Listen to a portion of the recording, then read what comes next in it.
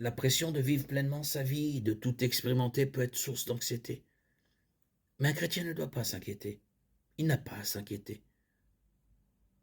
Nous pouvons rejeter sur lui tous nos soucis, car il s'en soucie. 1 Pierre 5, 7. Déchargez-vous sur lui de tous vos soucis, car lui-même prend soin de vous. Dans le Sermon sur la montagne, Jésus prescrit un remède contre la FOMO.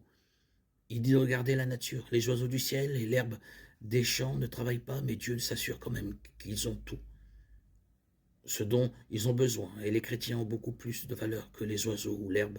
Matthieu 6, 25, 32. Par conséquent, un croyant peut avoir confiance que Dieu pourvoira. Matthieu 6, 33.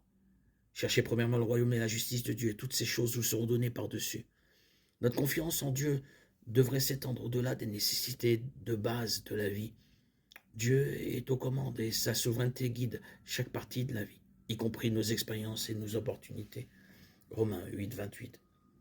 Nous savons du reste que toute chose concourt au bien de ceux qui aiment Dieu, de ceux qui sont appelés selon son dessein. Si un chrétien manque quelque chose, il a toujours l'assurance que Dieu orchestre tout. Les croyants devraient faire confiance à Dieu pour contrôler chaque jour au lieu de s'inquiéter de ce qu'il pourrait manquer dans le futur. À chaque jour suffit sa peine. Matthieu 6, 34. Ne vous inquiétez donc pas du lendemain, car le lendemain aura soin de lui-même. À chaque jour suffit sa peine. Si un chrétien prend la vie un jour à la fois en suivant Dieu et en lui faisant confiance pour lui fournir exactement ce dont il a besoin, il peut surmonter la peur de manquer quelque chose et servir Dieu avec joie.